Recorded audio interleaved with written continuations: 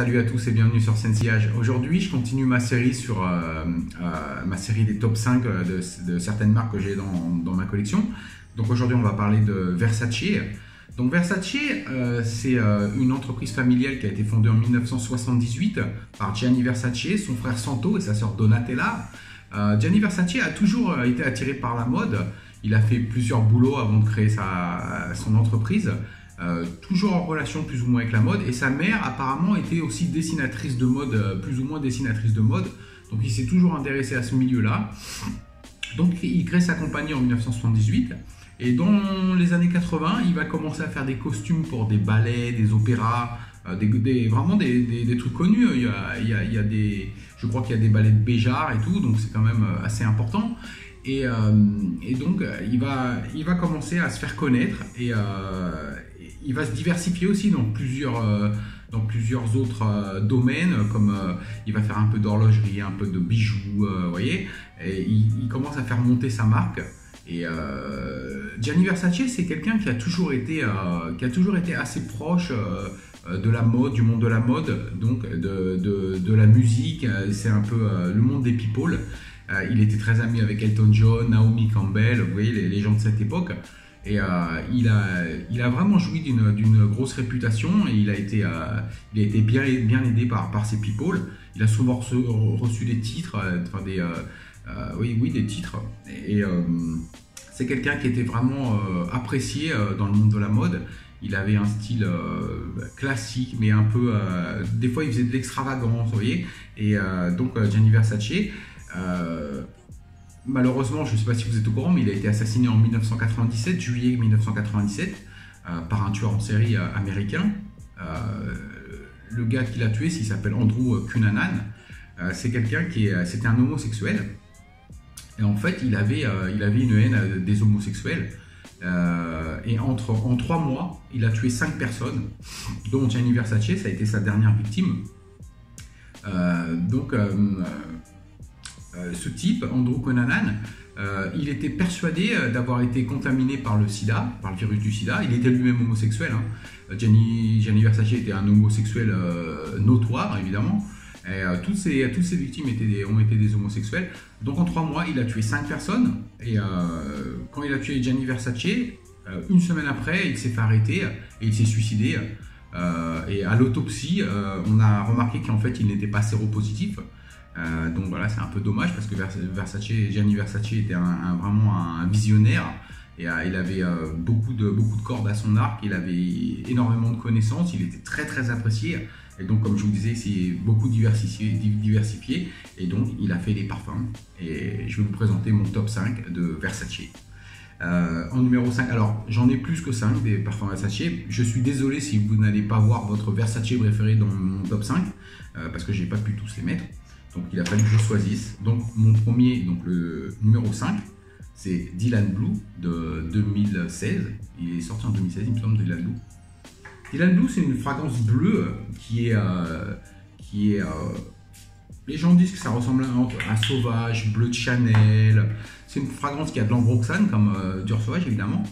Il a aussi du pamplemousse, mais il a de l'encens, et l'encens qui donne vraiment une sorte de profondeur à la fragrance. Il a aussi des notes fraîches, comme la bergamote. Il a des notes aqueuses. Il a du patchouli aussi.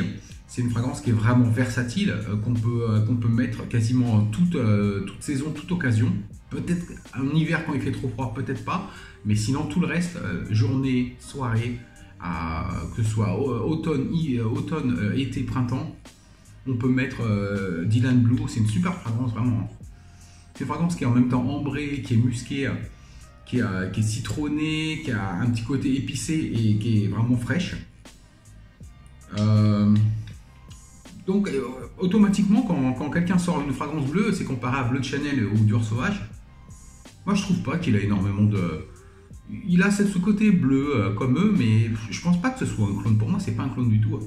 D'ailleurs, j'ai vendu mes bouteilles, on en parlait avec le frère Robilo il n'y a pas longtemps. J'ai vendu mon Dior Sauvage et mon Bleu de Chanel, parce que en fait, pour moi, je trouvais qu'il y avait trop de personnes qui les mettaient. C'était vraiment, à chaque fois que j'allais quelque part, j'ai obligé de sentir au moins un des deux. Donc Dylan Blue est quand même plus discret, il est moins répandu, donc il est plus à mon goût. c'est Dylan Blue, c'est mon numéro 5. Voilà. Numéro 4. Numéro 4, c'est un classique pour moi.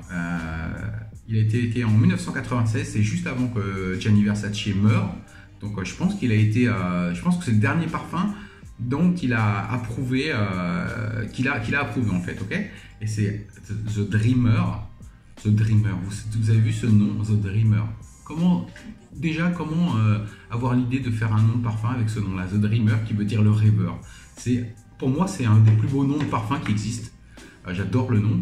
La bouteille est vraiment superbe. Et, Versace, vous savez, hein, Versace, c'est la méduse. L'emblème de Versace, c'est la méduse. Donc, sur tous leurs parfums, quasiment, il y a cet emblème de méduse. The Dreamer, c'est un parfum de 1996 qui a été créé par, Jean-Paul Bétoir. Alors, il y a deux versions. Il y en a une autre qui est sortie en 2010. Moi, c'est la plus récente que j'aime. Alors, les notes sont différentes, mais moi, je vais vous dire ce que je sens. Hein. Donc, pour moi, la dernière version de 2010 est comme la version de 1996, c'est-à-dire c'est une base lavande. C'est une fragrance à base de lavande, évidemment. Elle a de l'iris, du tabac, de l'ambre et de la baie de genevrier. C'est une fragrance qui est vraiment classique, qui est vraiment élégante. C'est une super fragrance. J'adore ce parfum. Je ne vais pas vaporiser beaucoup. Voilà, ça va aller mieux. Donc c'est une fragrance qui est aromatique, un peu florale, qui a un côté tabac, qui est ambré.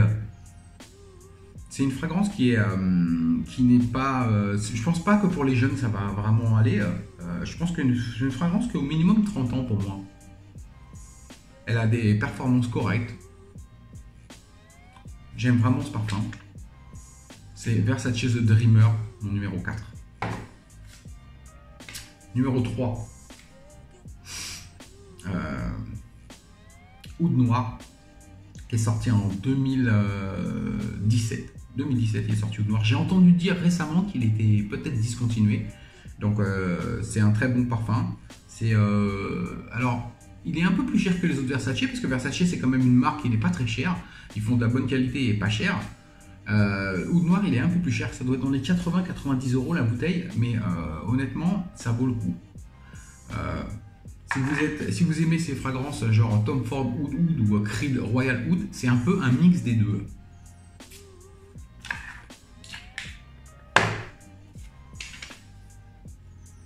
Donc Oud Noir, il a du oud, il a du safran, il a de la cardamome, c'est une fragrance qui est vraiment épicée, il a aussi du poivre, du patchouli, sur le dessus il a du néroli, alors qu'on sent vraiment brièvement parce que c'est une fragrance d'hiver, d'automne-hiver. Hein. Il a de l'orange amer aussi. C'est une fragrance qui est boisée, qui est vraiment épicée. Elle a un petit côté cuiré, même si le cuir n'est pas listé. Il est sorti en 2013, Noir. Ouais, en 2013. C'est une très très belle fragrance, vraiment. C'est un peu l'équivalent designer de Oud de Tom Ford ou de Creed Royal Oud, qui sont des parfums qui sont assez chers. Sérieusement, si vous aimez ces deux parfums que je vous ai cités, essayez Oud Noir, vous allez être vraiment surpris. Ça peut être une très bonne surprise pour vous. Il sent extrêmement bon.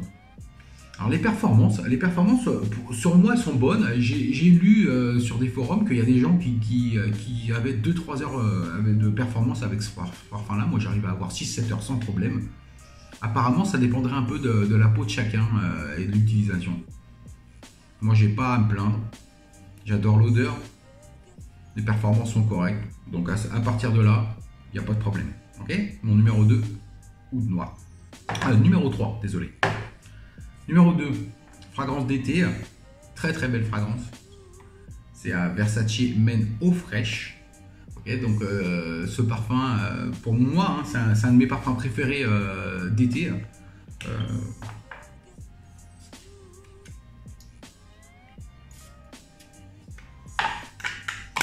La bouteille est vraiment superbe. Donc elle a été créée en 2006 par Olivier Cresp. C'est une fragrance qui a de la bergamote, du citron, de la carambole. Vous savez, la carambole, c'est ce ce fruit en forme d'étoile. Il a un petit côté boisé parce qu'il a une note boisée, il a du musc et de la cardamome. C'est une fragrance au niveau performance qui va durer dans les 4-5 heures. Vaporiser sur vos vêtements, ça tiendra mieux. Hein. Mais l'odeur, c'est vraiment l'été, à fond de cale. Ils sont très très bons.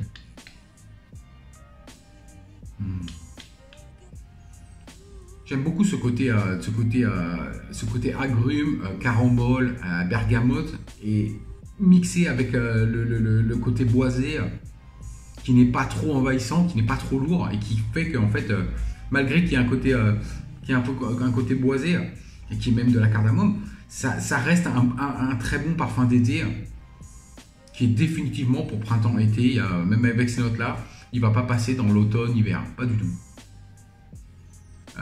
Il est citronné comme toutes les belles fragrances d'été. Versace Men Eau Fraîche, mon numéro 2. Et mon numéro 1, alors c'est un parfum discontinué. En fait, alors Versace Men Eau Fraîche, c'est un flanqueur de mon numéro 1 qui est Versace Men. C'est le violet, ok? Versace Men Eau Fraîche, c'est le bleu. Celui-là, c'est le violet.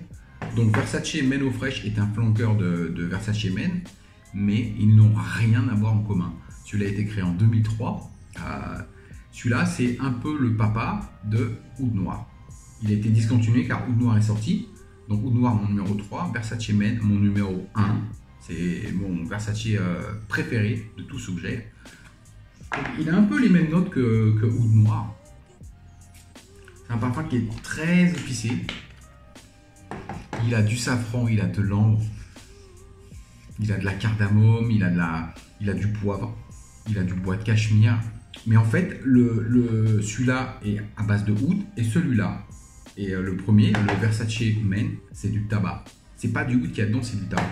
Mais c'est vrai que les notes autour sont un peu semblables. Il a aussi du néroli sur le dessus qu'on sent pas vraiment à l'ouverture, on le sent très brièvement. Alors, il y a beaucoup de gens qui comparent ces deux parfums. Je vois pourquoi ils les comparent. Il y a des similitudes. Ils ont beaucoup de notes en commun, mais moi, je préfère celui-là.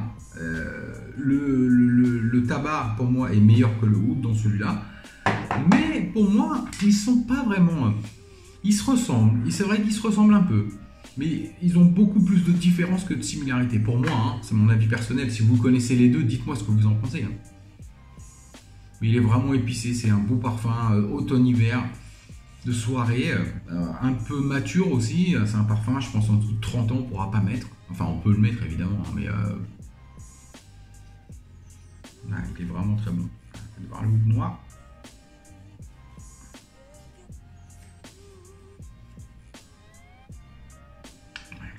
Bien sûr qu'ils se ressemblent un peu. Mais pour moi, le Versace Men est meilleur. Donc, c'est mon numéro 1, mon Versace préféré. Je suis désolé pour les gens qui aiment Versace pour homme, que j'ai aussi. Ou alors, j'en ai un ou deux autres encore, je ne sais plus. Regarde. Mais ils ne sont pas dans mon top 5, donc désolé. Mais il a fallu que j'en choisisse 5. Donc, j'espère que ça vous a plu. Et on se revoit bientôt pour un nouveau top 5 dans cette série-là. Ciao!